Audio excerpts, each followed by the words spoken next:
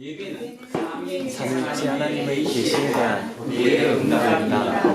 예배를 통해서 우리는 하나님과 상과 자기 하심에 가까이 다가서게 될 것입니다. 그 사랑과 자기 하심은 우리 영혼을 거룩하고 참된 양식입니다. 전능왕 오셔서 주 이름 찬송케 하옵소서. 영광과 권능의 성부여 오셔서 우리를 다스려 주옵소서.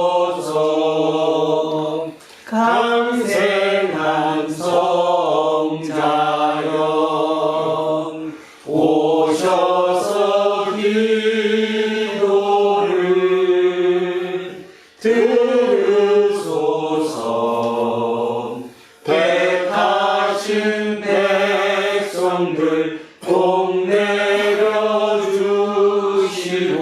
거룩한 마음을 주옵소서. 위로의 주 성령 오셔서 큰 증거 주옵소서.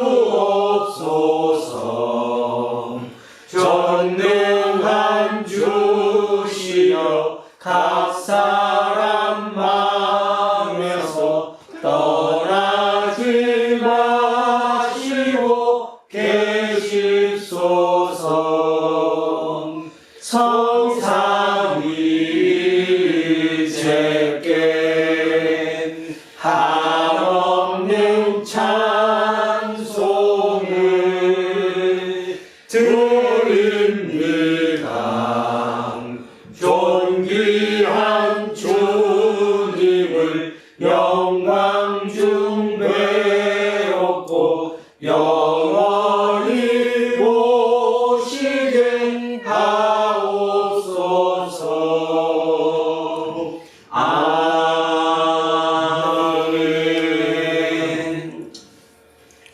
우리를 지으셨고 지금 보존하시며 앞으로 완성하실 하나님, 이 세상에서 믿음으로 살려고 애쓰는 형제와 자매들이 영과 자주의로 예배하기 위해서 일상을 멈추고 지금 현장에 모였습니다. 우리가 드리는 영광을 하나님 홀로 받아주십시오. 이 세상의 악한 세력에 의해서 십자가에 죽임당하신 예수 그리스도를 하나님은 부활 생명으로 끌어내심으로써 모든 인류가 영광 생명을 얻게 하셨습니다.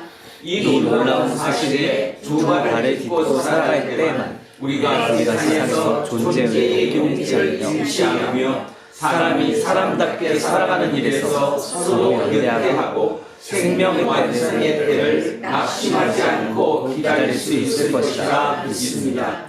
보이지 않는 하나님의 보이는 형상이신 우리 주 예수 그리스도의 이름으로 기도합니다. 아멘.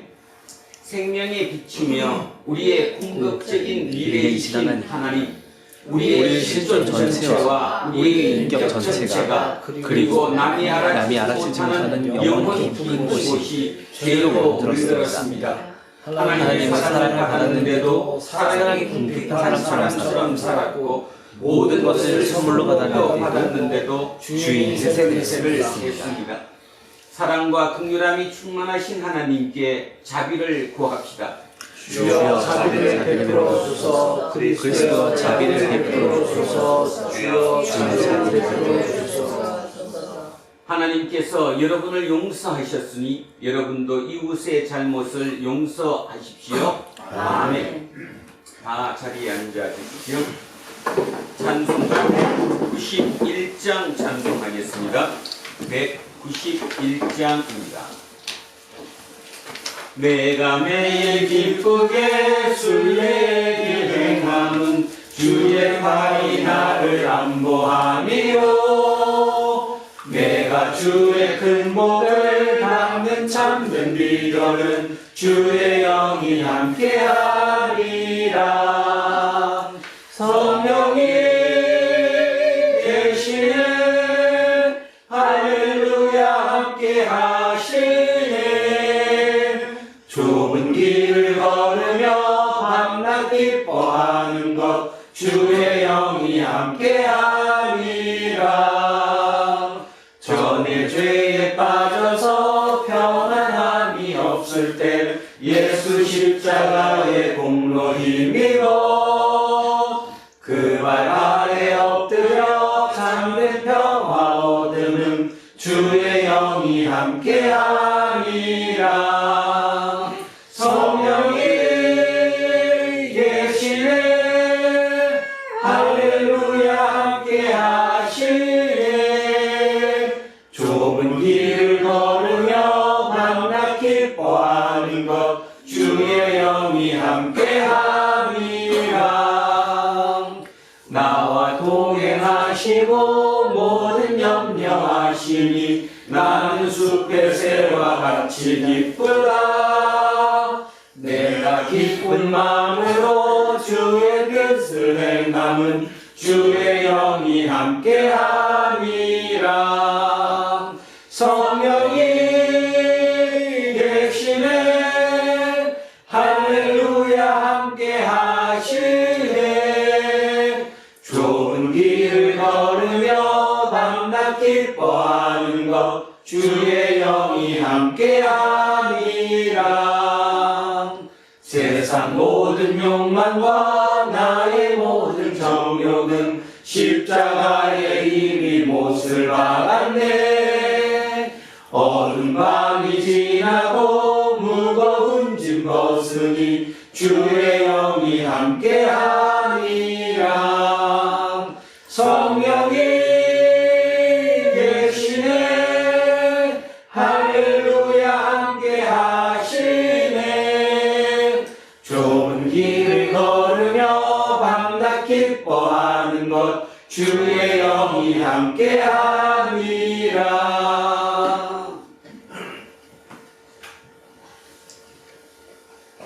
나의 영혼이 잠잠히 하나님만 바라며 나의 구원이 그에게서 나옵니다.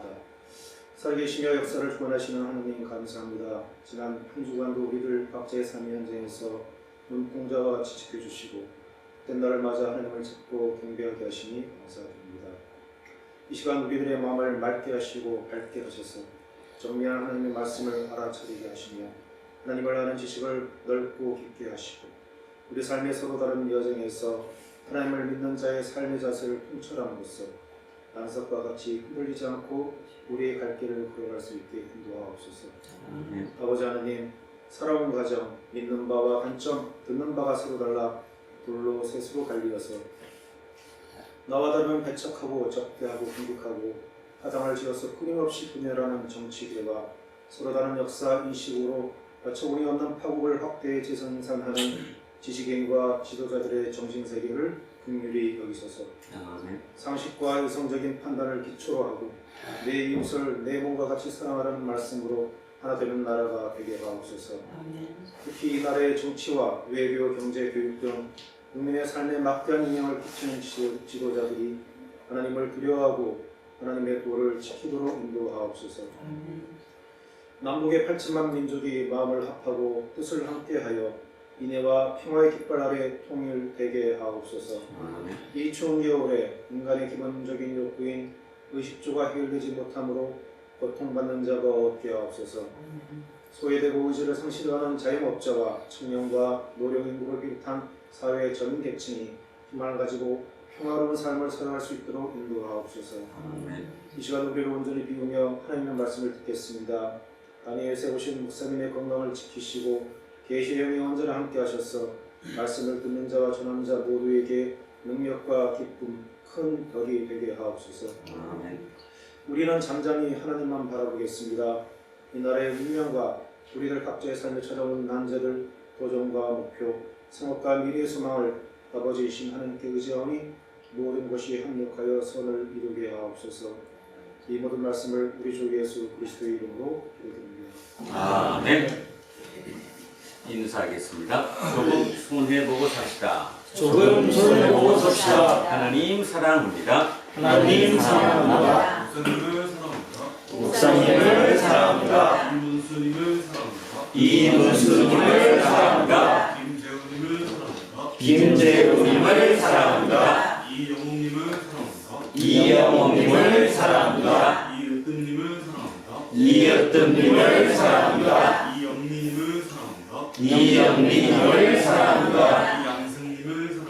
이양승님을 사랑합니다. 윤정수님을 사랑합니다. 이연승님을 사랑합니다. 안경관님을 사랑합니다. 이동영님을 사랑합니다. 김재세님을 사랑합니다. 신학성님을 사랑합니다.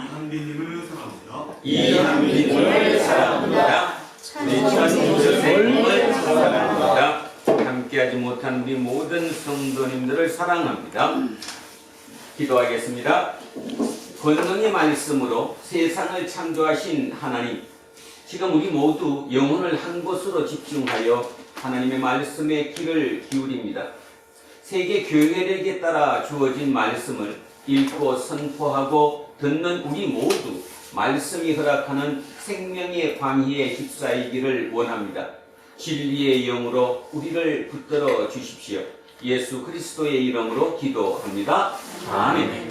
첫째 말씀 이사야서로 가겠습니다. 구약성서 1043쪽입니다. 구약성서 1043쪽 이사야 62장 1절에서 5절까지 말씀입니다. 1043쪽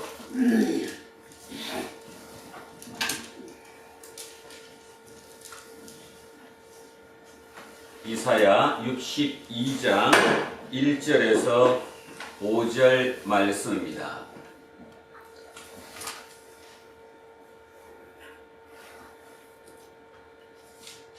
자, 62장 1절에서 5절 시작합니다. 나는 시온의 의가 빛같이 예루살렘의 구원의 햇불같이 나타나도록 시온을 위하여 잠잠하지 아니하며 예루살렘을 위하여 쉬지 아니할는즉 이방 나라들이 내 공의를 뭇 왕이 다 내 영광을 볼 것이요 너는 여호와의 입으로 정하실 새 이름으로 일컬음이 될 것이며 너는 또 여호와의 손의 아름다운 관, 내 하나님의 손의 왕관이 될 것이라.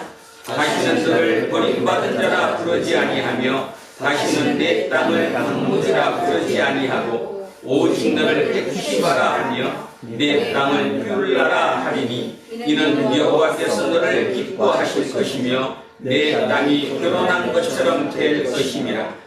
마치 청년이 처녀와 결혼한 같이 내 아들들이 너를 취하겠고 신랑이 신부를 기뻐함 같이 내 하나님이 너를 기뻐하시리라. 아멘. 성시교독 시편 36편으로 갑니다. 앞쪽으로 내려오셔서 828쪽입니다. 828쪽 시편 36편 5절에서 10절까지 말씀입니다.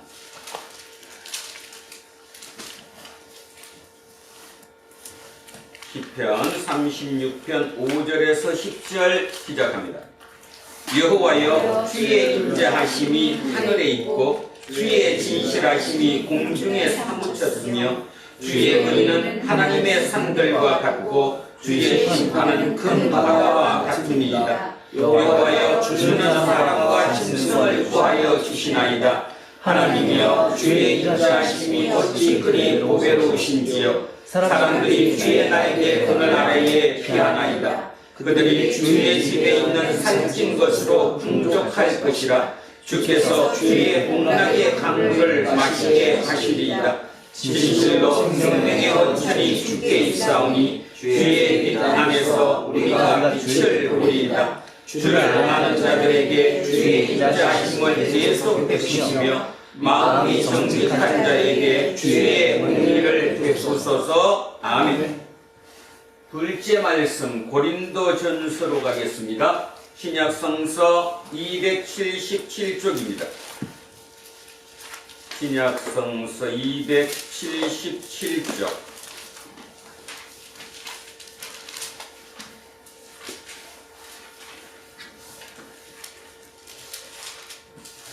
고린도전서 12장 1절에서 11절까지 말씀입니다.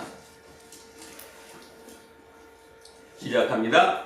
형제들아, 신령한 것에 대하여 나는 너희가 알지 못하기를 원하지 아니하노니 너희도 알거니와 너희가 이방인으로 있을 때에 말 못하는 무사내로 끄는 그대로 끌려갔느니라. 그러므로 내가 너희에게 알리노니 하나님의 영으로 말하는 자는 누구든지 예수를 저주할 자라 하지 아니하고 또 성령으로 아니하고는 누구든지 예수를 주시라 할 수 없느니라.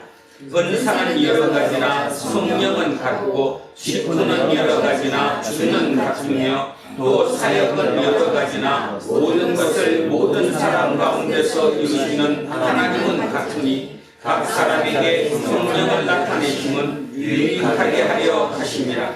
어떤 사람에게는 성령으로 말미암아 지혜의 말씀을, 어떤 사람에게는 같은 성령을 따라 지식의 말씀을, 다른 사람에게는 같은 성령으로 믿음을, 어떤 사람에게는 한 성령으로 병 고치는 은사를, 어떤 사람에게는 능력 행함을, 어떤 사람에게는 예언함을, 어떤 사람에게는 영들 분별하며, 다른 사람에게는 각종 방언 말함을, 어떤 사람에게는 방언들 통역함을 주시나니 이 모든 일은 같은 한 성령이 행하사 그의 뜻대로 각 사람에게 나누어 주시는 것이니라. 아멘. 셋째 말씀 요한복음 2장 1절에서 11절입니다. 144쪽입니다. 144쪽 요한복음 2장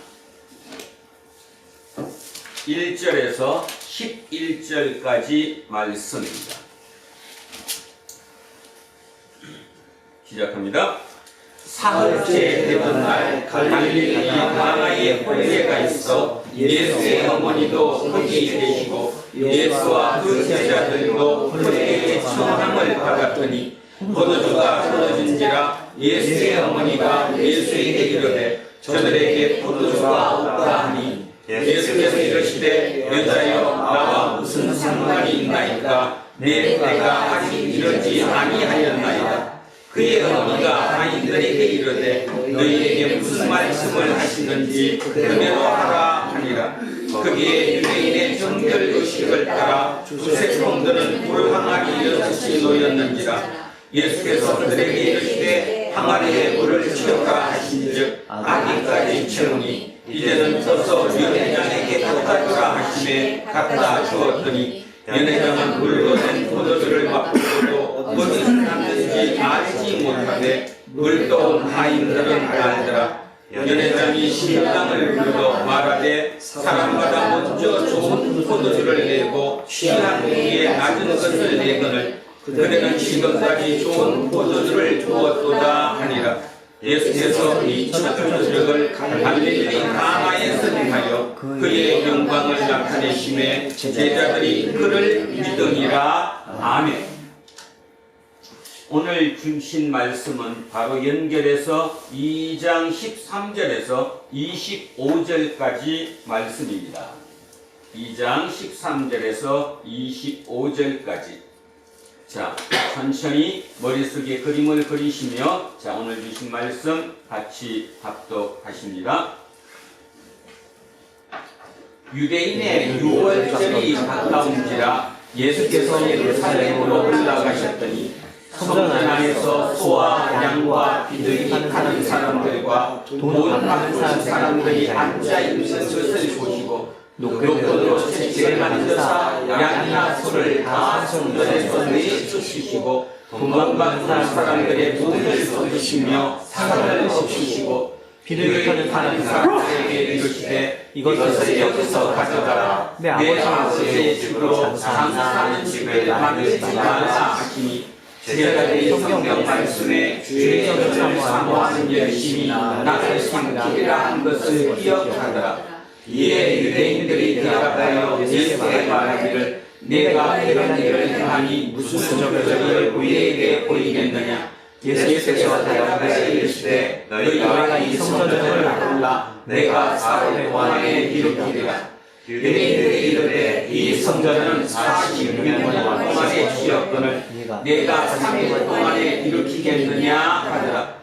그러나 예수는 성전 내 자기 육체를 가리켜 말씀하신 것이라. 죽은 자 가운데서 살아나신 후에야 제자들이 이 말씀하신 것을 기억하고 성경과 예수께서 하신 말씀을 믿었더라. 6월절에 예수께서 예루살렘에 계시니 많은 사람이 그의 행하시는 표적을 보고 그의 이름을 지었으나 예수는 그의 몸을 그들에게 의탁하지 아니하셨으니 이는 신이 모든 사람을 아시며 또 사람에 대하여 누구의 증언도 받으실 필요가 없었으니 이는 그가 친히 살아가신 후에 있는 것을 아셨음이니라. 아멘. 오늘은 시언자가 되신 예수라는 제목으로 하나님의 말씀의 은혜를 나누고자 합니다. 처음 들어보시는 분들도 계실 거고요. 또 들어보셨던 분들도 자주 듣는 용어가 아니라서 시언자 뭘까 이렇게 생각합니다. 일단 시언자부터 설명을 먼저 합니다. 시자가 이게 베풀 시자입니다. 베풀다. 은자, 은혜 은자죠. 은혜를 베푼다. 자리 자자입니다. 그러니까 은혜를 베푸는 자리 이런 뜻입니다. 한문으로 쓰면 은혜를 베푸는 자리. 그래서 시은자가 되신 예수라는 제목으로 하나님의 말씀의 은혜를 같이 나눕니다. 자, 오늘은 이 내용을 이해하기 위해서 상황 설명을 먼저 조금 해야 될 것 같습니다. 자, 사진 하나 보겠습니다. 지금 이 앞에 보여있는 이게 예루살렘 성전의 도면입니다. 이게 도면이라고 나왔죠? 예루살렘 성전의 도면. 여기가 미문이고요. 미문하면 떠오르는 거 있는데 베드로가 미문 앞에 앉아있는 안전뱅이를 일으켜 세웠던 것, 미문이라는 거죠. 자, 그 다음에 여기가 여인의 뜰이라고 나왔고요. 여기가 이스라엘의 뜰, 제사장의 뜰. 제사는 여기서 지냅니다. 여기 재물을 잡는 곳이라고 나왔죠. 여기서 잡아가지고 여기 제단에 올려서 불에 태우는 거죠. 자, 중요한 거는 여기입니다. 여기 성소에 이 제일 깊숙한 이곳에 지성소라고 있습니다. 지성소. 그 다음에 밖에를 한번 먼저 볼게요. 이 미문 밖에, 이 바깥, 이 성전의 이 바깥을 이방인의 뜰이라고 합니다.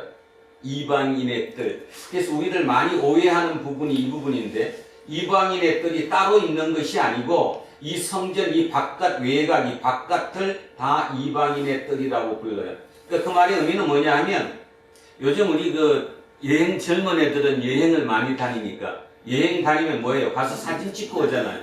쉽게 말해서 셀카 찍는 곳이다 보시면 돼. 옛날로 식으로 따지면 이방인들이 예루살렘 성전, 이 화려한 성전을 구경하러 왔다가 이 안에는 들어올 수가 없으니까, 못 들어가니까 이 밖에서 사진 찍고 한번 구경하고 가는, 그래서 여기가 이방인의 뜰입니다. 이방인의 뜰. 혹시 오해해서 이렇게 하는 사람들이 있어요. 이방인의 뜰은 이방인들이 와서 기도하는 곳이다. 아닙니다. 이방인들이 와서 그 기도를 왜 해요? 이방인들이 만약에 유대인으로 개종을 했으면 그들의 규정에 따라 그들도 가서 여기 제사 지내겠죠. 자, 그러니까 이게 보통 이방인의 뜰이라는 것은 이 바깥이라는 거고요. 그 다음에 이 지성소에 대해서 잠시 얘기하면, 이 성전에 예루살렘 사는 사람뿐 아니라 모든 유대인들이 성전을 굉장히 거룩하게 생각했고 중요시했던 이유가 이 성전에 누가 함께 하신다고 믿었기 때문이죠? 하나님이. 야훼 하나님이 함께 하신다고 믿었기 때문에 이 성전에 가서 기도를 드리고 예배를 드리고 제사를 지내는 거죠. 자, 그런데 그러면 중요한 거, 하나님이 어디 계시냐는 거예요. 하나님이 여기 이방인의 뜰에 계실까? 여인의 뜰에 계실까? 여기 계실까? 여기 계실까? 자, 그 의미를 알기 위해서 오늘 시언자를 한번 생각해 보겠습니다. 여기 지성소라고 있습니다. 지성소는 완전히 커튼으로 쳐져갖고 깜깜한 곳입니다. 아무도 못 들어가죠. 단 1년에 딱 한 번, 그것도 대제사장이 대속죄일에 딱 한 번밖에 못 들어가는 아주 거룩한 곳, 구별된 곳이 지성소인데, 이 지성소에 뭐가 놓여 있느냐 하면, 뭐가 놓여 있죠? 언약궤가 놓여 있습니다. 언약궤가 뭐였어요? 출애굽할 당시에 언약궤를 모시고 나왔잖아요. 그죠? 그 언약궤 속에 뭐가 들었을까? 3개가 들어있거든요. 언약궤 속에. 제일 먼저가 뭐가 들었을까요? 십계명 돌판. 하나님께로 받은 십계명 돌판이 언약궤에 들어있고요. 그 다음에 항아리, 조그만 항아리가 들어있습니다. 이 항아리가 뭐냐 하면 광야에 다닐 때 먹을 게 없어서 하늘에서 하나님이 뭘 주셨어요?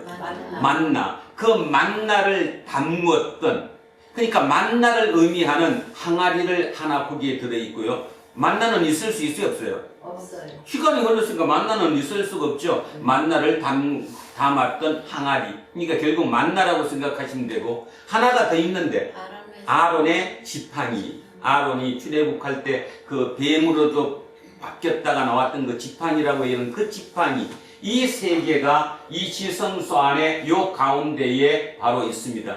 그게 언약궤인데요. 그 언약궤 위에 금으로 하나의 형상이 또 만들어져서 위에 올려져 있어요. 이걸 뭐라고 그러느냐? 속죄소라고 합니다. 속죄소. 그러니까 언약궤 위에 뭐가 있다고요? 속죄소가 있어요. 이 속죄소를 다른 말로 시은좌라고 합니다. 됐어요? 이제 이해했어요? 그러면 시은좌 뜻이 뭐라고 다시 한번 뭐? 속죄소를 다른 말로 한문으로 시은좌라고 그런다. 뭔 뜻이라고요? 은혜를 베푸는 자리. 그러면 은혜를 베푸는 주체가 누구예요? 하나님이에요. 그렇다면 하나님은 어디 계세요? 하나님 어디 계시냐고 지금. 지성소 안에 어디에? 시언자에 계시지. 그죠? 시언자, 은혜를 베푸는 그 자리에 하나님이 계실 거 아니에요. 자, 그래서 결국 성전이 거룩하고 성전에 하나님이 계시다고 하는 그 형상이 바로 시언자, 속죄소라는 것을 머릿속에 넣어 주셔야 되고, 또 하나 넣는 거, 이방인의 뜰은 이 성전 바깥에 있다라는 거. 자, 이번에는 3D 입체로 된 성전을 한번 보겠습니다. 이겁니다. 좀 전에 봤던 도면이 이거예요. 여기가 미문이겠죠? 여기가 여인의 뜰이고, 자, 여기가 지성소입니다. 이 안에 들어가면 여기에 제단이 있을 것이고, 요 사이에. 자, 이 바깥, 여기. 이게 뭐예요? 이방인의 뜰. 그러니까 이방인의 뜰이 따로 만들어진 게 아니라 성전 바깥 외곽을 얘기하는 거예요. 안으로 못 들어가니까. 이방인은 일로 들어갈 수?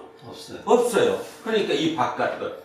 이 바깥 뜰에 여기에 오늘 읽은 본문으로 따지면 뭐가 생겼다는 거예요? 시장이 생겼다. 난장이 생겼다는 거예요. 난장. 소도 팔고 양도 팔고 비둘기도 파는 그 난장이 이 바깥에 생겼다는 거예요. 자, 그러면 원래 이 바깥에 그럼 난장이 생겼을까 안 됐을까? 원래 처음부터 있었을까요? 없었을까요? 없었겠죠. 이 난장이 생기기 어렵죠. 이 거룩한 성전 밖에 그렇게 막 난장이 생기면 되겠어요? 자, 그런데 자, 두 번째 설명입니다. 예수님 당시에 그 당시에 이 성전은 공사 중이었어요. 예루살렘 제1성전을 우리는 뭐라 그래요? 누가 만들었죠? 솔로몬 성전이라고 그래요. 근데 그게 나중에 바벨론 포로로 갔다가 돌아와서 다시 성전을 건축했어요, 안 했어요? 했어요. 그걸 우리는 제2성전이라고 그러는데, 이 성전을 뭐라고 불러요? 스룹바벨 성전이라고 불러요. 이 성전은 그 스룹바벨 성전을 부시고 다시 짓는 게 아니라 개축하는 거예요. 개축. 정축하는 거예요. 지금 말로 따지면 뭐 하는 거예요? 리모델링 하는 거예요. 리모델링을 했어요. 이거를 아주 화려하게. 이 여기를 다 금으로 갖다 입히는 그때 이 벽면을 금으로 입힐 정도로 그냥 리모델링을 하고 있었던 거죠. 이 리모델링을 한 사람이 바로 헤롯 대왕이에요. 그럼 헤롯 대왕이 왜 저거를 리모델링 했을까? 자기의 정치적인 입지를 단단히 하기 위해서죠. 아시다시피 헤롯 대왕은 유대인이에요, 아니에요? 유대인이 아니에요. 에돔 사람이에요. 이둠의 사람이라고 부르는 에돔 사람. 다른 민족의 사람이 유대의 왕이 지금 돼 있는 거예요.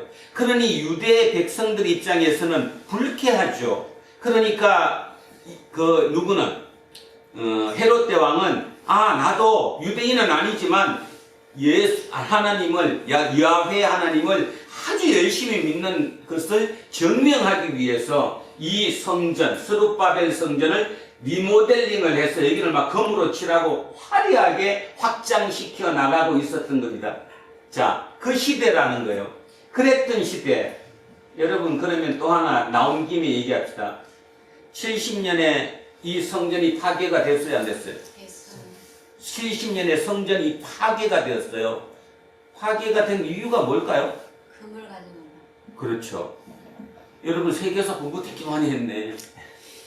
이 성전을 파괴시킨 이유가 이 성전을 공격했던 로마의 장군 티투스가 자기 아버지가 황제인데 그 황제가 여러분 많이 아는 검투사들이 하는 그걸 보고 뭐라고 부르는데 큰 그 그라운드 있잖아. 뭐라고 불러? 원형극장. 그죠? 그런 거. 그런 그 건축물을 만들기 위해서 돈이 모자랐거든. 그 자금을 확보하기 위해서 그 아들인 티투스 장군이 여기를 딱 보고 여기 금을 벗겨내면 엄청난 돈이 되겠구나. 그래서 이거 파괴시킨 거예요. 자, 어쨌든 이제 거기까지 얘기했습니다. 이제 하나를 더 합니다. 이제 마무리합니다. 헤롯 대왕은 이거를 지금 리모델링을 했다고 얘기했어요. 언제부터 시작했느냐 하면 주전 19년부터. 그러니까 BC 19년부터 리모델링을 조금씩 시작했어요. 오늘 아까 본문 읽었을 때 여러분 뭐라고 몇 년 됐다는 얘기 아까 나왔었는데 46년 됐다고 했어요. 예수님이 여기서 여기 이방인의 뜰에서 장사하는 사람들을 들러엎고 소동을 일으킨 그 시점이 이 리모델링 한 지로 46년 됐다고 나왔거든요. 그러면 언젠가 답이 나올 것 같은데 언제 이때가? AD 19년부터 아니 BC 19년부터 리모델링 공사가 시작됐고 지금 46년째 하고 있어요. 그럼 지금 언제예요? 27년. AD 27년 정도 됐겠지. AD 27년. 27년이면 바로 예수님이 사역을 처음 시작했던 27살. 그죠? 그 정도 나이가 되는 거예요. 근데 완공됐을까요? 계속 리모델링 중이었을까요? 리모델링 중이었어요.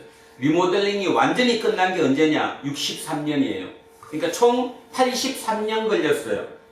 83년 동안 리모델링 공사를 했던 곳이 여기예요. 근데 리모델링 공사 끝난 게 63년에 끝났는데 실제로 파괴된 건 몇 년도예요? 70년이니까 몇 년 만에? 7년 만에 폭삭 다 망가진 거다, 파괴된 거다, 그런 뜻입니다. 자, 그러면 예수님이 왜 그랬을까에 대해서 미리 잠시 생각해 보면 예수님 이 밖에 와서 장사하는 사람들을 왜 그렇게 쫓아내고 했을까? 우리는 이제 보통 생각하면 그래요. 성전에 거룩하니까. 근데 여러분 보십시오. 바뀌잖아. 아니잖아. 이 지금 이 당으로 다 둘러싸이는 바깥에서 장사하는 거 당연한 거 아니에요? 여기는 시끌벅적한 곳 아니에요? 관광객들이 왔다가 여기서 구경하고 요즘 말로 셀카 찍고 가는 곳 아니에요? 그러면 실제적으로 예수님이 그렇게까지 불같이 화를 낼 이유가 전혀 없어요. 잘 들으셔야 합니다. 근데 왜 예수님이 그렇게 화를 내셨을까? 이유가 뭐냐? 이때로 돌아가면 제사장은 한 명이 두 명이 원래? 한 명인데 그 제사장 이름이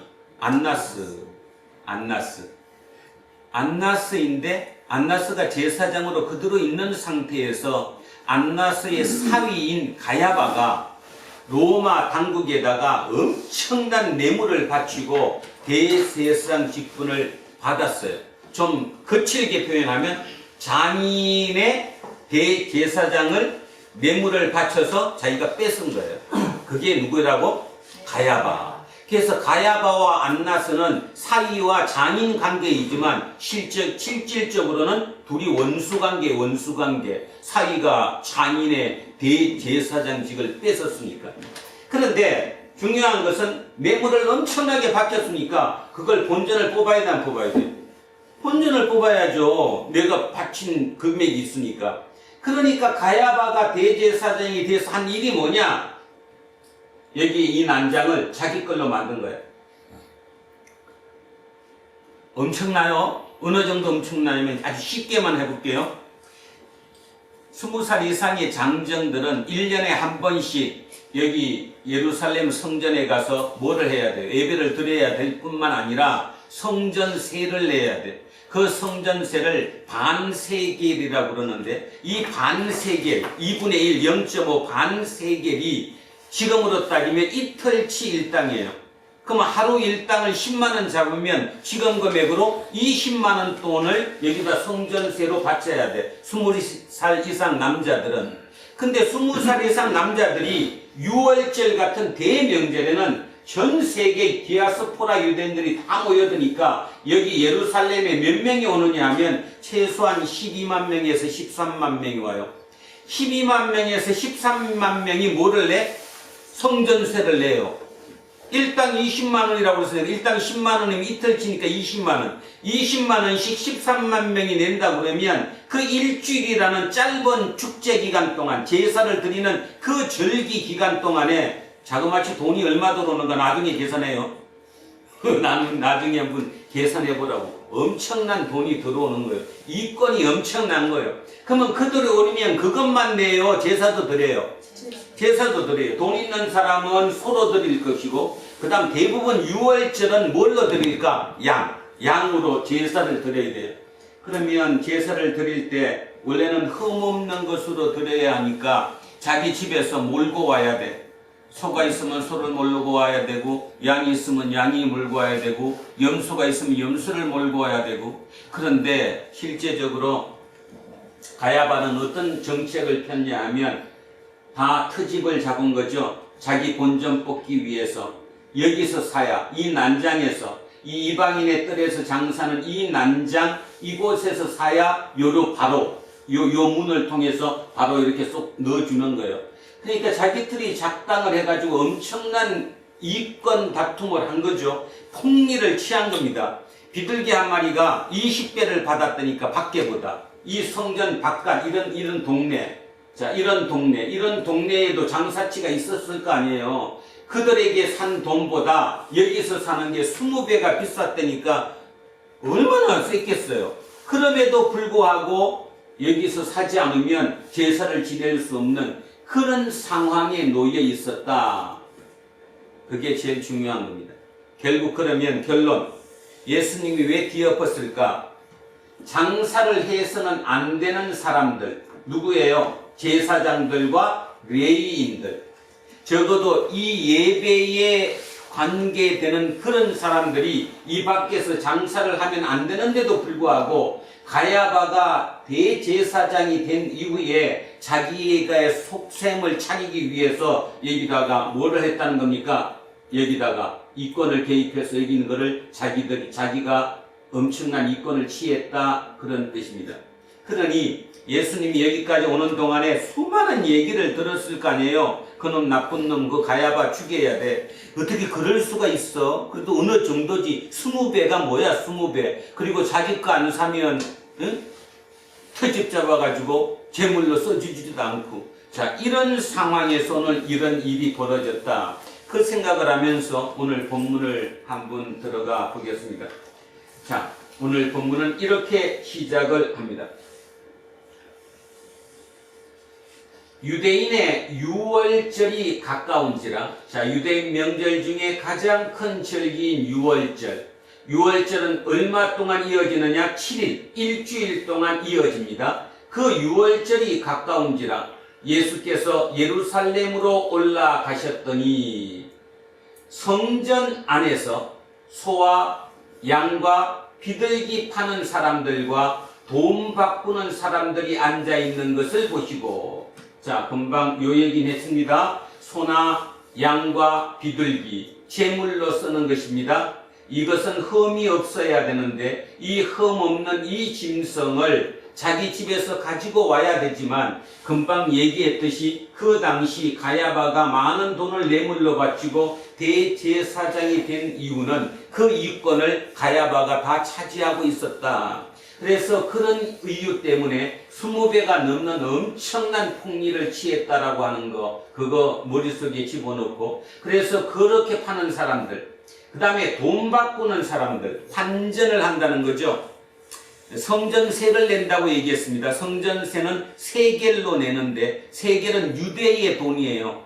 근데 그 당시 이미 유대는 로마의 지배하에 있기 때문에 그들이 통용하는 돈은 어디 돈일까? 로마 돈이에요. 로마 돈. 그 중에 대표적인 게 여러분 성경 속에 들어본 거 드라크마. 드라크마가 그 당시에 가장 많이 통용되는 돈이었는데, 그 드라크마의 한쪽 면에는 누구의 형상이 그려져 있어요? 가이사, 황제, 카이사르의 그 얼굴이, 여기에 형상이 여기에 조각되어 있다라는 겁니다. 그러니 성경에서 뭐라고 얘기하는 거예요? 적어도 야훼 하나님께 바치는 그 돈에 황제 숭배 사상이 있는, 인간이 신이 된 그 황제의 그림이 그려져 있는, 형상이 그려져 있는 그 돈을 여기다 바칠 수는 있다 없다? 없다. 그러니까 어떻게 해야 돼요? 모든 사람들이 자기들이 쓰는 돈을 가지고 왔다가 성전에 가서는 환전을 해야 되는 거죠. 세겔로 환전을 해야 된다. 그래도 여러분 머릿속에 딱 떠오르잖아. 환전했다면 그냥 진짜 똑같이 1대1로 해줬을까? 또 이윤을 많이 남겼을까? 이윤을 당연히 많이 남겼겠죠. 이런 이유 때문에 굉장히 문제가 많았다라는 겁니다. 자, 이걸 봤어요. 예수님이 보셨어요. 그러니까 여러분은 머릿속에 이런 생각이 들 거예요. 아, 예수님이 보고 바로 약이 올랐겠구나. 화가 났겠구나. 아니요. 오면서 예수님이 계시는 갈릴리에서 여기까지 오는데 며칠 걸리느냐 하면 3일 걸려요. 3일 길을 오면서 도중에 어디서 잠도 자면서 하다가 보면 이 사람 저 사람 얘기, 오는 모든 얘기를 들을 수 있잖아요. 그 얘기가 전부 다 누구 나쁜 놈이라는 거예요? 가야바 나쁜 놈이라는 거예요. 그게 말도 안 되는 짓거리를 지금 성전에서 하고 있다는 거지. 그게 들은 상태에서 보니까 폭발했을 것이라는 것입니다. 자, 15절에 노끈으로 채찍을 만들어서 양이나 소를 성전에서 내쫓으시고, 아까 봤던 이방인의 뜰 거기서 막 다 쫓아버렸어요. 돈 바꾸는 사람의 돈을 쏟으시며 상을 엎으시고, 비둘기 파는 사람에게 이르시되 이것을 여기서 가져가라. 내 아버지의 집으로 장사하는 집을 만들지 말라 하시니. 이상하죠? 채찍을 만들어 갖고 소는 막 때려, 양도 막 때려. 그런데 양과 소가 막 더운들어 다 도망가고 흩어져요. 그 다음에 환전하는 환전상의 그 탁자를 다 뒤집어 엎었어요. 근데 누구만큼은 비둘기 파는 사람만큼은 비둘기를 쫓아내지 않고, 안 쫓아냈죠. 뭐라고 그랬어요? 빨리 가져가라. 내 아버지 집으로 장사하는 집을 만들지 말라. 왜 그랬을까요? 그렇죠. 영세상인이잖아. 비둘기는 아주 작고 실제적으로 영세한 사람들이니까. 그리고 비둘기를 쫓아보면 다 날아가 버리면 어떡해? 못 잡잖아. 그럼 난리 나 안 나? 근데 소나 양들은 쫓아내도 결국 도로 잡아올 수 있으니까. 여기서 우리는 아주 중요한 생각을 하나 하셔야 됩니다. 지금 이게 여러분 머릿속에는 막 대단한 일이 막 소동이 벌어져 가지고 막 난리가 난 것 같지만, 여러분 이 소동 뒤에 진짜 그 소나 양들을 찾아왔을까요? 안 찾아왔을까요? 찾아왔겠죠. 그리고 제사는 드려졌을까요? 안 드려졌을까요? 드려졌어요. 쉽게 말해서 일종의 그냥 짧은 소동이었다는 거죠. 소동. 그 말의 의미는, 짧은 소동이었다는 말의 의미는 예수님이 마음이 무슨 마음이었을까? 지금 이 사건을 통해서 우리에게 주고자 하는 메시지가 뭐였을까? 그 당시 그것을 보고 있는 사람들에게 무엇을 주고자 했을까를 한번 기억하셔야 되는 거예요. 겉으로 보기에는 보통 우리 쓰는 말처럼 성전을 정화하기 위해서 그랬다. 맞죠? 겉으로 보기에는 맞습니다. 맞는 얘기입니다. 그러나 보다 그 깊은 의미가 있죠. 뭔 의미가 있어요? 자, 비둘기를 없앴어요? 양을 없앴어요? 소를 없앴어요? 그러면 뭐 못해요? 제사 지낼 수 없어요. 성전이 마비되는 거예요. 그 다음에 환전상에 환전을 해주지 않으면 뭐를 못해요? 헌금을 할 수가 없어요. 그 다음에 성전세도 낼 수가 없어요. 그죠? 자, 결론적으로 그 사건을 통해서 예수님 우리에게 얘기하는 말은 뭐냐? 성전은 뭐 된다? 올스톱 된다. 성전이 올스톱 된다는 거예요. 결국 예수님은 아셨잖아. 이 성전 결국 망한다, 안 망한다? 근데 그 당시에 있는 사람들 입장에서는 아무리 망한다 얘기해도 들어요, 안 들어요? 안 듣죠. 일어나기 전까지는 사람들이 그까지는 보질 못하니까. 결국은 예수님의 본래 가장 깊은 뜻은 이 성전은 망한다라는 거예요. 이 성전은 이제 옛날 걸로 물러간다, 이런 뜻입니다. 자, 그래서 비둘기 파는 사람에게는 이르시되 이것을 여기서 가져가라. 내 아버지 집으로 장사하는 집을 만들지 말라. 근데도 아까 얘기했다시피 요 짤막한 소동이 끝나고 난 다음에는 다시 정상으로 돌아왔다라는 거예요. 그거를 염두에 두셔야 돼요. 그리고 또 하나, 그럼 왜 짤막한 소동이라고 밖에 볼 수 없냐 하면, 유월절은 디아스포라 유대인들부터 예루살렘의 그 좁은 도시에 최소한 100만 명 이상의 어마어마한 인원이 오는 곳이거든요. 그러면 로마 입장에서는 굉장히 주의 깊게 봐야 돼요. 거기서 만약에 소동이 일어나거나 어떤 폭동이 일어나면 문제가 심각해지니까 예민하거든요. 그리고 6월절 정도 되면 로마 군대가 여기를 파견돼서 올까 안 올까? 와요. 로마 군대가 여기 와서 파견돼서 성전 저 뒤편 쪽에서 주둔하고 있어요. 그러면 그 군인들이 이런 소동이 일어나는데도 왔다는 얘기가 있어요, 없어요? 없잖아. 있어야 되는데, 만약에 이 소동이 큰 소동이었고 문제가 있다면 당연히 로마 군인이 출동해야 되는데 로마 군인이 출동했다는 말은 없어요. 그 말은 이 소동은 그냥 간단한 소동으로 끝났다, 그 말이에요. 그 말의 의미는 뭐냐? 실제 예수님이 정화의 목적이 아니었다라는 거예요. 쉽게 다시 얘기합니다. 정화의 목적, 뭐 성전을 정화해야 된다, 이것이 목적이 아니었다는 거예요. 진짜 내포된 가장 큰 것은 이 성전을 없애야 된다는 거죠. 이 성전의 제사가 이제 사라져야 된다는 것을 의미한다는 겁니다. 자, 여기까지. 그 다음, 제자들이 성경 말씀에 주의 전을 사모하는 열심이 나를 삼키리라 한 것을 기억하더라. 이거는 이것을 보고 이거를 기억한 게 아니고, 이거를 보고 난 뒤에 세월이 흐르고 시간이 흘러서 이제 옛날을 되돌아보니까, 옛날에 이렇게 했던 이 소동을 되돌아보니까 이 말씀이 떠올랐다, 이런 뜻이에요. 이걸 오해해갖고 이게 16절이고 이게 17절이니까 연결해서 바로 알았다, 이게 아닙니다. 그러니까 세월이 흘렀어요. 시간이 흘렀어요. 그리고 제자들이 자기의 스승인 예수님을 한번 생각해 봤어요. 그리고 그때 소동을 일으켰던 그 소동을 한번 가만히 생각해 봤어요. 그리고 그 결과도 생각해 봤어요.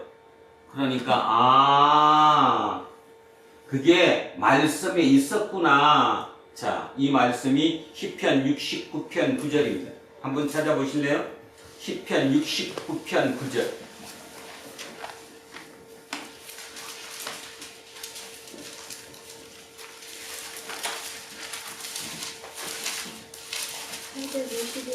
851. 851 시편 69편 9절 69편에 누구의 시라고 나와 있네?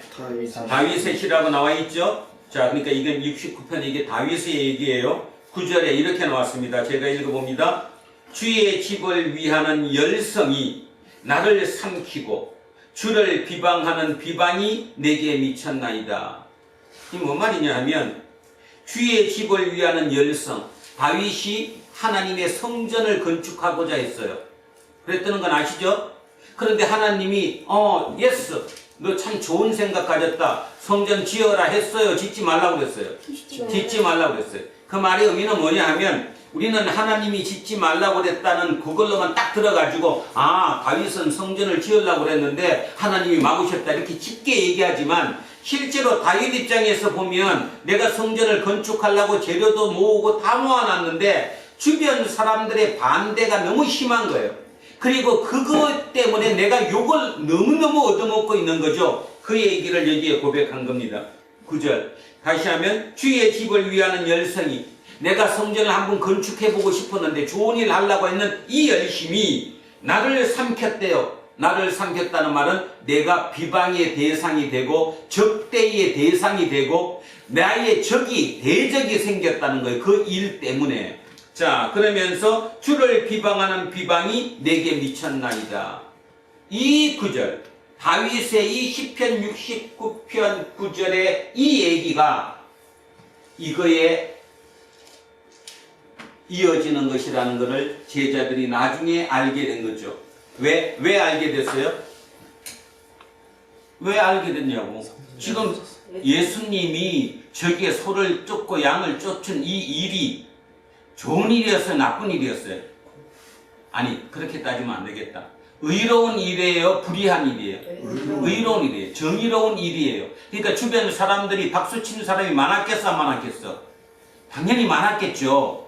그럼에도 불구하고 그 일 때문에 그것을 빌미로 근거로 해서 결국 예수님은 십자가에 돌아가셨어요? 안 가셨어요?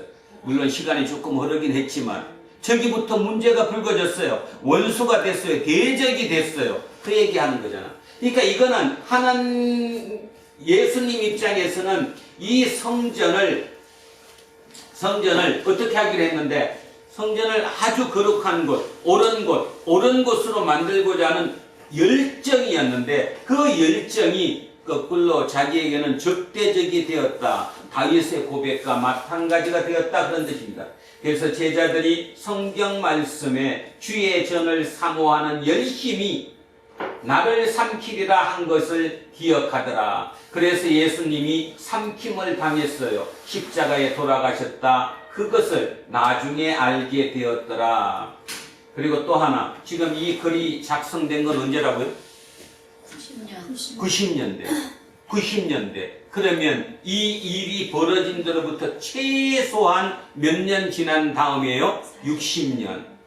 60년이 지난 거예요. 어쩌면 70년이 지났을지도 몰라. 여러분 60살까지 살면 그죠? 얼마나 많은 긴 시간이에요. 그 시간이 흐른 다음에 이 글을 쓸 때 생각해 보니까 그게 그 얘기였구나 이렇게 알게 되었다 그 뜻입니다. 자, 18절 이에 이제 이거는 다시 일로 갑니다. 이렇게 소동을 일으키니까 양을 쫓고 소를 쫓고 이렇게 일으키니까 이에 유대인들이 대답하여 예수께 말하기를. 자, 이 유대인들이 누구겠어요? 아까 원래는 누가 출동해야 된다고 그랬죠? 아주 큰 소동이었다면 당연히 누가 먼저 와요? 로마 군대가 먼저 와요. 그죠? 잘못하면 난리 나니까. 근데 로마 군대가 오지 않았어요. 그 말은 조그마한 소동이었어요. 그러면 누가 올까? 로마 군대가 아직 안 왔으면 누가 올까? 제사장 오겠지.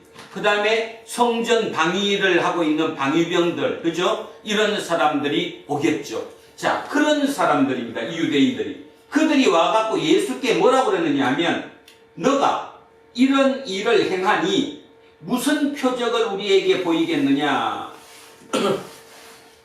원래는 뭐라고 그래야 돼요? 그들이 와갖고 이 사람 미쳤나? 이 제정신 아닌가 봐. 그냥 잡아가면 되지. 근데 왜 잡아가지를 못하고 도대체 당신 이렇게 하는 이유가 뭐야? 그 표적을 우리에게 보여줘. 이 얘기는 뭔 얘기인가 하면 표적은 누가 보여줘요?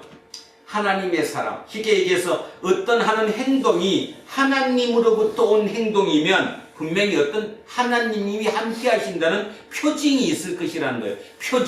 표적이 있을 것이라는 거죠. 그 표적을 보여달라. 자, 출애굽을 시켰던 누구가? 모세가 하나님과 함께 했다는 표적이 뭐였죠? 대표적인 거. 출애굽을 시켰을 때 모세가 이끌고 나왔잖아요. 근데 사람들이 모세를 따랐잖아요. 그죠? 따른 이유가 뭐예요? 저 사람은 누구의 사람이다? 하나님의 사람이라는 걸 알았으니까. 그러면 하나님의 사람이던 표적이 뭐였냐고. 모세는 많았어요. 홍해가 갈라지기도 했고 또 하늘에서 만나가 떨어지기도 했고, 그죠? 이런 게 있어야 된다는 거예요. 그러니까 결국 다시 얘기하면 유대인 입장에서는 지금 뭔가 하면 자기들이 잘못한 걸 스스로 알아 몰라? 알아요. 지금 이게 자기들이 잘못한 일이라는 걸 알아요. 그러니까 찍소리 못하고 이 사람에게 거꾸로 묻는 거예요. 당신이 이런 일을 하는데 이게 하나님이 하신다는 증거를 대라. 그 표적을 대라는 거예요. 모세가 홍해가 갈라지고 만나가 떨어지는 그런 기적을 보였듯이 당신도 그 기적을 보여라. 그러면 하나님이 한 거니까 우리가 발게 받겠다. 근데 전혀 엉뚱한 얘기를 합니다. 이게 엉뚱한지 엉뚱한 일이 아닌지 한번 보십시오. 이에 유대인들이 대답하여 예수께 말하기를 내가 이런 일을 행하니 무슨 표적을 우리에게 보이겠느냐 했어요. 그랬더니 예수께서 대답하여 이르시되, 자 이제 표적을 가르쳐줘야 되는데 뭐라고 얘기해요? 너희가 이 성전을 헐라. 내가 사흘 동안에 일으키리라. 그 당시를 들었던 사람들 입장에서 저 말을 이해했을까요? 못했을까요? 못했죠. 진짜 이상한 사람, 그죠? 머리가 약간 좀 어떻게 이상하게 변질이 된 사람이라든가 정상적인 사람이 아니에요. 표적을 보내달라면 표적을 보여줘야 돼요. 이거 앞전에 이미 표적을 보여줬잖아. 물을 뭘로 만드는? 포도주로 만드는. 마음만 먹으면 표적은 충분히 보여줄 수 있음에도 불구하고 전혀 표적을 보여주지 않고 뭐라고 얘기하느냐 하면 이 성전을 헐어라. 그럼 내가 3일 만에 4일 동안에 일으키리라. 그런데요. 그 당시에 들었던 사람은 어느 누구도 이걸 이해 못했어요. 심지어는 같이 갔던 제자들도 저걸 이해했을까 못했을까? 못했어요. 뭔 소리야? 그런데 세월이 흐르고 시간이 지나고 보니까 이것보다 더 큰 표적은 없어요. 뭐가 표적이었어요? 자기가 십자가에 달리고 며칠 만에 3일 만에 부활하셨어요. 이보다 더 큰 표적이 세상에 어딨냐. 그러니까 예수님 입장에서는 이미 자기가 표적을 보여달라고 하니까 그래 내가 표적을 보여줄게. 나 3일 만에 부활해 이 얘기를 했는데 그 당시 사람들은 그 말을 아무리 해도 알아듣질 못하는 거지. 지금 우리가 내가 간혹 가다가 AI에 대해서 AGI에 대해서 이제 앞으로 나오게 될 AGI가 아니라 ASI 슈퍼 인공지능 그런 것까지 대해서 아무리 얘기를 해도 뭐 그런가 보다 그런 게 있나 보다만 하는 것이지 그게 실제로 우리에게 어떤 영향을 미치고 나중에 어떻게 될 것인가 어느 누구도 상상조차 못합니다. 못해요. 똑같은 입장이에요. 똑같은 입장에서 유대인들이 와가지고 당신 지금 이런 일을 저질렀는데 이것이 하나님으로부터 만약에 온 일이라면 그 표적을 보여달라 그랬더니 엉뚱한 말씀을 하시는 것처럼 그래 성전을 허물어 그럼 내가 3일 만에 다시 일으킬 거야. 누가 그걸 알아듣냐고. 근데 세월이 흘러서 진짜 몇 년 안 지난 거죠? 한 3년 정도 지나서 현실로 그게 나타났어요? 안 나타났어요? 부활이 나타났잖아요. 그러면 그거보다 더 큰 증거가 어딨냐고. 하나님의 사람이라는 증거가 그거보다 어디에 있겠냐 이 말이에요. 그죠? 자, 그래서 3일 동안 일으키겠네. 유대인들이 이러되 이 성전은 46년 동안 지어졌어. 그러니까 지금 벌써 46년 동안 주전 19년부터 출발해갖고 46년 동안에 지어졌어. 그런데 어떻게 네가 그걸 3일 동안 일으켰느냐? 외래 엉뚱한 건 이 사람들이 엉뚱한 것 같지만 요 보는 표현, 드러난 상황 그대로만 따지면 이 사람들 말이 옳은 거죠. 46년 동안 지금 리모델링을 하고 있는데 그래서 지금도 계속 주교를 개축하고 있는데 어떻게 그걸 3일 만에 당신이 일으킬 수 있느냐. 말 같은 소리를 해라. 그래서 어느 누구도 이해하지 못했다라는 거예요. 그러나 21절에 이렇게 얘기합니다. 그러나 예수는 성전된 자기 육체를 가리켜 말씀하신 것이라. 이거는 나중에 추가된 거죠. 세월이 흐르고 진짜 부활이 일어나고 그 이후에 봤더니 그 사건을 다시 재조명했더니 3일 동안에 다시 일어난다는 말이 이 얘기였구나. 그러면 오늘 여기에서 오늘 설교는 다 끝난 거나 마찬가지. 설교 제목이 뭐였죠? 시언자가 되신 예수. 시언자는 원래 어디에 있는데? 성전 중에서도 지성소 중에서도 언약궤 위에 놓여 있는데 금으로 만든 것인데 거기에 하나님이 있다고 믿었는데 하나님이 계시는 곳이고 하나님이 은혜를 베푸는 곳이 바로 시언자인데 실제로 그 성전은 뭐해요 지금 70년에 다 망가지고 없어지고 붕괴돼 버렸고 이제부터는 성전이 누구다? 예수님이. 그래서 예수님 속에 하나님이 함께 하시고 예수님을 통해서 우리에게 은혜를 베푸신다. 그래서 이제는 시언자가 누가 되셨다? 예수님이 시언자가 되셨다. 성전이 되셨다. 이제 그 성전은 필요 없다. 이 성전만 필요하다. 지금 그 얘기를 하잖아요. 그래서 예수는 성전된 자기 육체를 가리켜 말씀하신 것이라. 죽은 자 가운데서 살아나신 후에야, 그러니까 부활하신 후에야 제자들이 이 말씀하신 것을 기억하고 성경과 예수께서 하신 말씀을 믿었더라. 부활 후에 모든 것이 이제 드러나서 제자들이 깨닫게 되었다. 그 뜻입니다. 6월절에 예수께서 예루살렘에 계시니 많은 사람이 그의 행하시는 표적을 보고 그의 이름을 믿었으나. 자, 여기 보세요. 잠깐. 6월절이 며칠 동안 7일 동안 이루어진다는데 며칠? 7일 동안 6월절 행사가 이루어지는데 그 기간 동안에 예수께서 예루살렘에 계셨어요. 그리고 많은 사람이 그의 행하시는 표적을 봤어요. 이 표적은 뭘까? 아까 유대인들이 와가지고 당신이 하나님의 사람이고 하나님의 뿌리를 둔 그 하나님의 일로 이렇게 양과 소와 이런 거를 막 쫓아내고 이런 걸 한다면 근거를 보여라고 그랬을 때는 표적은 안 보여주고 엉뚱한 소리 하는 것처럼, 그죠? 뭐라고 얘기했어요? 3일 뒤에 내가 다시 일으킬 테니까 성전을 허물라고 얘기했던 그분이 그 나머지 밖에 가서는 표적을 이뤘어요. 이 표적이 뭘까? 병자를 고쳐주는 거죠. 병자를 고쳐주고 문제를 해결해주는 이런 표적을 보고 그의 이름을 믿었으나. 그러니까 우리가 통상 가장 좋아하는 거, 그죠? 손을 얹고 안수기도에서 병이 나았거나 문제가 해결되는 이런 표적을 예루살렘에서 보여줬어요.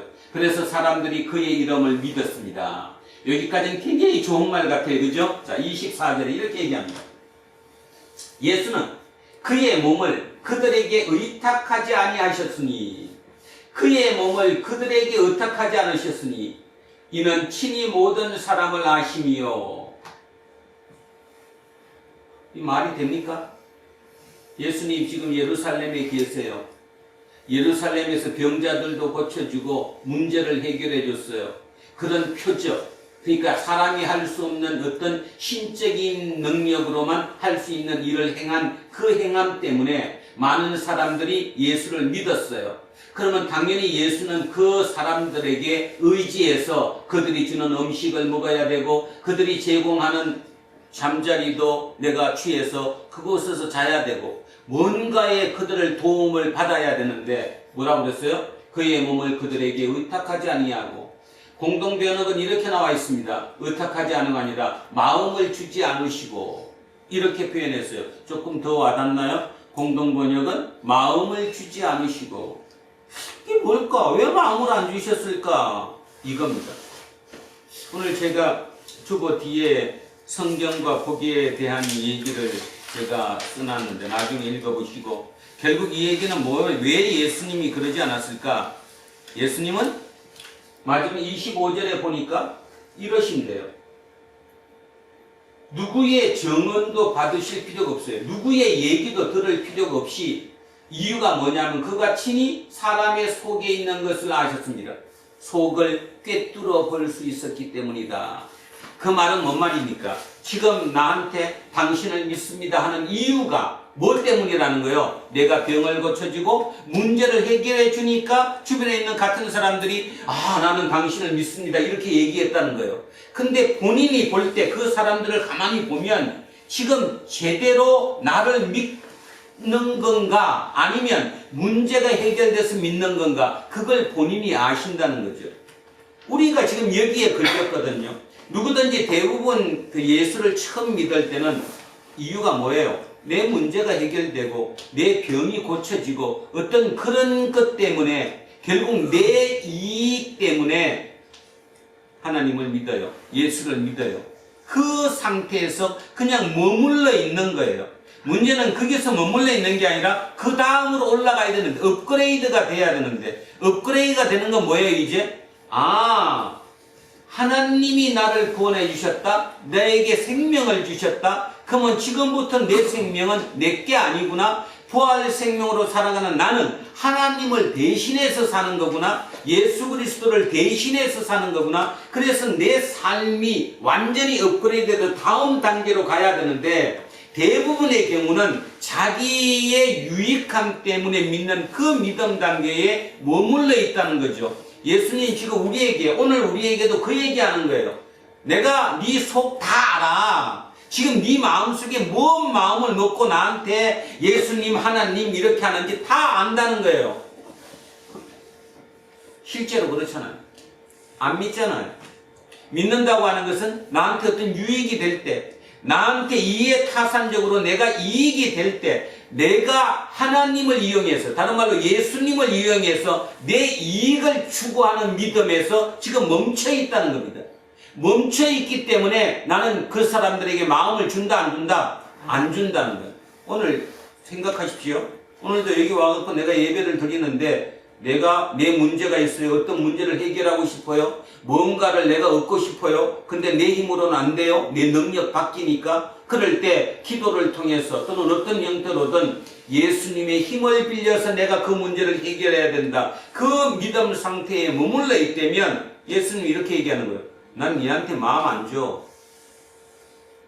내 마음 너한테 안 준다는 거예요. 굉장히 중요한 얘기죠. 예수님이 자기의 마음을 우리에게 주지 않으면 결국 희언자 대신 그 예수가 내 속에 들어올 수 없다라는 거잖아요. 그죠? 희언자 예수가 내 속에 들어오면 결국은 나는 그 희언자 예수에 주는 은혜로 말미암아 내가 살아가는 건데 그게 안 된다는 거잖아요. 그래서 이 23절부터 24절, 25절이 언뜻 읽으면 이해가 안 가는 경우가 많습니다. 어떻게 저렇게 얘기할 수 있어? 본인이 돈 한 푼도 안 벌었는데, 그리고는 결국은 사역 3년 동안 했을 때 그 돈이 다 누구에게서 왔어? 우리는 그거 다 아니까. 자, 그런 방법으로 사역을 했는데 저 얘기가 무슨 말씀이야? 이 얘기입니다. 이 말씀은 오늘 얘기에 같이 연결해서 그런 얘기입니다. 다시 얘기하면 믿음의 초기 단계는 어떤 기적적인 일, 나한테 유익한 일, 내 문제가 해결되는 일, 내 병이 고쳐지는 일, 이런 걸 통해서 내 믿음이 믿습니다 하고 들어간다는 거예요. 근데 그 믿음이 거기 단계에서 머물러 있으면 안 된다는 얘기라는 거죠. 적어도 그 다음 단계가 되면 예수를 모셔야 돼요. 희언자이신 예수를 내 속에 모시면 내가 성전이 된다는 거죠. 내가 성전이 됐으면 그 성전에 있는 그 지성소가 내 속 안에 깊은 곳에 지성소가 생겼고 거기에 언약궤가 있고 거기에 희언자가 놓여 있다면 내 삶이 내 유익을 위해서 예수 그리스도를 이용하는 그런 믿음 단계에서는 벗어나야 된다. 그런데 오늘 예수님은 예루살렘에 7일 동안 6월절 기간 동안 있으면서 이런 어떤 많은 표적을 보여줌으로 말미암아 주변 사람들이 내가 당신을 믿습니다 했는데 얘기를 하는 거예요. 나 너 안 믿어. 너는 지금 나한테 믿는다고 얘기하지만 내가 네 속 다 알아. 니한테 지금 유익해갖고 나 믿는다고 얘기하잖아. 내가 당신을 의탁해서, 내가 너를 의탁해서 어떻게 세상에서 하나님을 전할 수 있겠어? 내가 어떻게 해서 이 땅에 하나님의 나라를 만들 수 있겠어? 아마 그 얘기가 2000년 전이나 오늘이나 똑같을 거예요. 오늘도 이 예배 중에 진짜 성령님이 우리와 함께 이곳에 와서 계신다면 그분이 그렇게 우리에게 얘기할 것입니다. 내 네 속 다 들여다 보이거든? 나는 지금 중요한 게 뭐냐면 나를 대신해서 살아줄, 그래서 하나님의 통치를 받을 하나님의 나라가 이 땅에 건설되는 그것이 중요한 거야. 근데 너는 어떤 생각해? 하나님 나한테 돈 많이 주세요. 돈만 주면 내가 그 돈으로 하나님이 다 할게요. 그게 내 좋으라고 하는 거야? 너 좋으라고 하는 거야? 오늘 하나님은 오늘 우리에게 그 얘기를 전해주고 있는 거죠. 오늘 성전의 이 얘기는 뭐 얘기할 게 너무 많습니다. 이렇게 보고 저렇게 보고 여러 각도로 보더라도 가야 할, 또 알아야 할, 또 우리에게 주는 메시지가 너무나 크지만 가장 중요한 것, 예수님은 그 성전 정화 사건이라고 우리가 통상 알고 있는 그 사건, 그 소동을 통해서 옛 것은 지나가고 새로운 성전이 온다는 것을 알려주는 거예요. 그 새로운 성전이 바로 본인이라는 거죠. 그 본인. 그래서 본인이 지금부터는 이제 지성소가 되고 성전이 되고 내가 시언자가 됐다. 그래서 나를 네 마음속에, 네 생각 속에, 네 가슴 깊은 곳에 모시면 이제 너의 삶이 성전의 삶이 된다. 그런데 마지막에 이 3절, 23, 24, 25절의 이 내용을 보면 진짜 네 마음속을 제대로 들여다봐라. 나는 네 마음을 깨뜨려 볼 수 있다. 입으로만 믿는다. 입으로만 내가 예수쟁이다. 그런 얘기 하지 말라. 진짜가 한번 돼봐라. 나는 진짜가 필요한 사람이다. 나를 대신해서 이 땅에 내 역할을 감당해 줄 그 사람이 필요하다. 이 얘기를 하고 있습니다. 오늘도 이런 와중에도 오늘 우리 안 집사님 기도하셨던 것처럼 많은 생각들의 분열이 있습니다. 사고의 분열이라고 할까요? 자기가 믿는 것이 무조건 옳다라고 믿는 극단적인 행태로 가는 이런 믿음이 있습니다. 가장 중요한 것, 그 중에서도 특히 예수쟁이라고 부르고 예수를 믿는 교회들마저도 거기에 동조해서 그것이 옳다라고 생각하는 거기에 참 마음 아픔을 느낍니다. 여러분의 성경을 어떻게 읽고 여러분의 성경은 여러분에게 어떻게 말씀하시고 계시는가를 깊이 한번 생각해보는 오늘 이 시간이 되시기를 주의 이름으로 축원드립니다. 아멘. 오늘 다시 본문을 읽고 기도하겠습니다. 천천히 이제 생각하면서 자 오늘 본문 다시 읽겠습니다. 유대인의 유월절이 가까운지라 예수께서 예루살렘으로 올라가셨더니 성전 안에서 소와 양과 비둘기 파는 사람들과 도망 드는 사람들이 앉아있는 것을 보시고 노끈으로 채찍을 받는 자 양이나 소를 다 성전에서 내주시고 도망 드는 사람에게 돈을 주시며 살을 덮으시고 비둘기 파는 사람들에게 이르시되 이것을 여기서 가져가라. 내 아버지의 집으로 장식을 만들지 말라 하시니 제자들이 성경 말씀에 주의전을 사모하는 열심이 나를 삼키리라 한 것을 기억하라. 이에 유대인들이 대답하여 예수께 말하기를 내가 이런 일을 행하니 무슨 표적을 우리에게 보이겠느냐. 예수께서 대답하여 이르시되 너희가 이 성전을 골라 내가 사흘 동안에 일으키리라. 유대인들이 이르되 이 성전은 40년 동안의 취업권을 내가 3일 동안에 일으키겠느냐 하더라. 그러나 예수는 성전에 자기 육체를 가리켜 말씀하신 것이라. 죽은 자 가운데서 살아나신 후에야 제자들이 이 말씀하신 것을 기억하고 성전과 예수께서 하신 말씀을 믿었더라. 유월절에 예수께서 예루살렘에 계시니 많은 사람이 그의 행하시는 표적을 보고 그의 이름을 믿었으나 예수는 그의 몸을 그들에게 의탁하지 아니하셨으니 이는 친히 모든 사람을 아시며 또 사람에 대하여 누구의 증언도 가질 필요가 없었으니 이는 그가 친히 사람의 속에 있는 것을 아셨음이니라. 아멘. 살아계신 아버지 하나님, 오늘도 이 본문을 읽으면서 마음의 씁쓸함을 금할 수가 없습니다. 우리의 힘으로 이 손과 발이 달린 우리의 이 육체를 통해 이 땅에 하나님의 나라를 건설해야 할 그 하나님의 뜻이 오늘도 이루어지지 못하고 있다는 그 사실을 오늘 이 본문을 통해서도 깨닫게 되었습니다. 구약의 그 성전에 있는 그 지성소에 있었던 그 시연자가 이제는 예수 그리스도를 통해서 우리 각자의 마음으로 옮겨왔다는 사실조차도 이해하지 못하고 인식하지 못하는 우리의 죄를 주님 용서하여 주시고 성령님께서 우리의 그 속에 있는 그 모든 사실을 온전히 깨닫게 하셔서 진짜 우리의 유익을 위해 하나님을 도구로 이용하는 신앙인이 아니라 진정 하나님을 위해 이 땅을 살아가는 우리 모든 사람이 될 수 있도록 주님 특별한 은혜를 내려 주시옵소서. 은혜를 베풀어 주시는 그 하나님께서 우리 속에 항상 하심을 잊지 않고 항상 깨어서 그것을 깨달아 알아가며 그의 명령에 순복하며 살아가는 우리 도란노 공동체 모든 식구들이 되시기를 주님의 이름으로 축원드립니다. 아멘.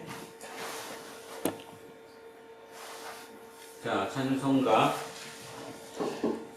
289장입니다. 289장. 주 예수 내 맘에 들어와 계신 후 변하여 새 사람 되고 내가 늘 바라던 참빛을 찾음도 주 예수 내 맘에 오신 주 예수 내 맘에 오신 주 예수 내 맘에 오신 물밀듯 내 맘에 기쁨이 넘치는 주 예수 내 맘에 오신 주 예수 내 맘에 들어와 계신 후 망령된 행실을 끊고 머리털보다도 더 많던 내 죄가 눈보다 더 이어졌네.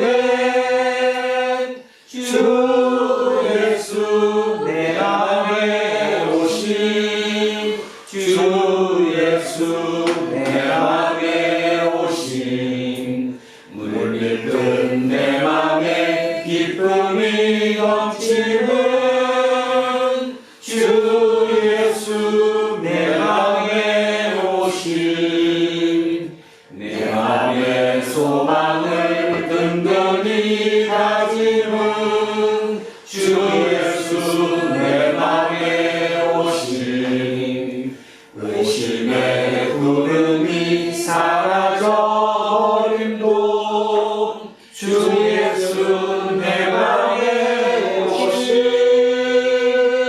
주 예수 내 맘에 오신 주 예수 내 맘에 오신 물들듯 내 맘에 기쁨이 넘치는 주 예수 내 맘에 오신 사랑의 음침한 골짜기 하나 밝은 빛 오려기 비춰 저 멀리 하늘문 환하게 보임도 주 예수 내 맘에 오신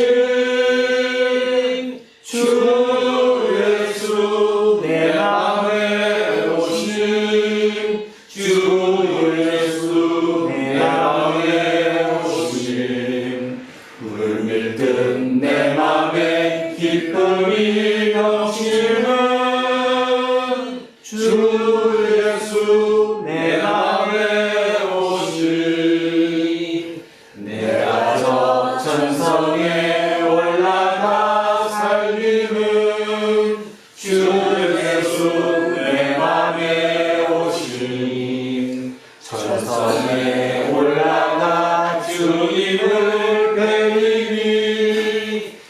기쁨 비길 데 없네. 주 예수 내 맘에 오신 주 예수 내 맘에 오신 물밀듯 내 맘에 기쁨이 넘치는 주 예수 내 맘에 오신. 다 자리에서 일어서십시오. 사도신경으로 신앙 고백 드리겠습니다. 나는 전능하신 아버지 하나님 천지의 창조주를 믿습니다. 나는 그를 일하신 아들 우리 주 예수 그리스도를 믿습니다. 그는 성령으로 잉태되어 동정녀 마리아에게서 나시고 본디오 빌라도에게 고난을 받아 십자가에 못 박혀 죽으시고 장사되는 지 사흘 만에 죽은 자 가운데서 다시 살아나셨으며 하늘에 오르시어 전능하신 아버지 하나님 우편에 앉으시다가 거기로부터 살아있는 자와 죽은 자를 심판하셨습니다. 나는 성령을 믿으며 거룩한 공의와 성도의 구제와 죄를 용서하는 것과 몸의 부활과 영생을 믿습니다. 아멘. 내게 있는 모든 것을 아낌없이 드리네. 사랑하고 의지하며 주만 따라 살리라.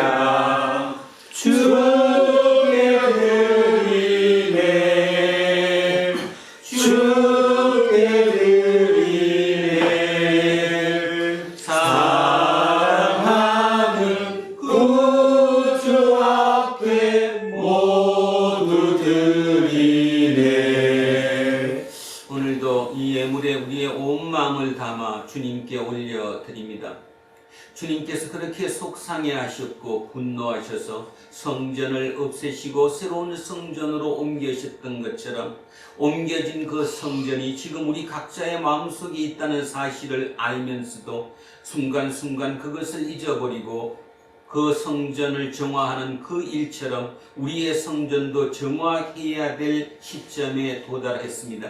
하나님, 우리의 그 마음을 기억하시고 우리의 이 마음 속에 그 성전을 더욱더 깨끗하게 할 수 있도록 더욱더 거룩하게 했을 수 있도록 날마다 순간순간마다 세상의 그 세속적인 그 마음보다는 오직 시언자 예수 그리스도가 우리 속에 함께 있다는 그 사실을 잊지 않고 살아가기를, 그래서 그로 말미암아 날마다 이 땅의 모든 삶을 통해 내가 살아가는 그 모든 삶이 하나님 나라를 이루는 그 삶이 될 수 있도록 우리를 복내려 주십시오. 감사드리며 거룩하신 우리 주 예수 그리스도의 이름으로 기도합니다. 아멘. 우리는 세상이 읽고 있는 성경이다. 우리는 세상이 원하는 신앙 고백이다. 우리는 세상에 관심 갖는 설교다. 하늘에 계신 우리 아버지의 이름을 거룩하게 하시며 아버지의 나라가 오게 하시며 아버지의 뜻이 하늘에서와 같이 땅에서도 이루어지게 하소서. 오늘 우리에게 일용할 양식을 주시고 우리가 우리에게 잘못한 사람을 용서하여 주는 것 같이 우리 죄를 용서하여 주시고 우리를 시험에 빠지지 않게 하시고 악에서 구하소서. 나라와 권능과 영광이 영원히 아버지의 것입니다. 아멘. 오늘 주신 말씀에 새 힘 얻어서 세상으로 나가서 살아갈 때에 나 혼자 힘으로 늘 부족하오니 주여 나를 도우사 승리하게 하소서. 아멘. 이제 주연절 후 둘째 주일에 공동 예배가 끝났습니다. 각자의 일상으로 돌아가십시오. 그 일상에서 시언자 예수님을 모신 우리가 성령의 전, 곧 성전임을 기억하며 성전답게 매일매일 하나님을 기쁘시게 하며 살아가십시오. 이제는 우리 주 예수 그리스도의 은혜와 하나님 아버지의 영원 무궁하신 사랑과 성령님께서 우리와 함께 하시고 우리를 이끄심이 오늘 이곳에 고개 숙인 우리 모두에게와 우리의 자녀들과 가정 위에 일터와 사업체 위에 그리고 이 나라 이민족 위에 이제로부터 영원토록 함께 하시기를 간절히 축원하옵나이다. 아멘.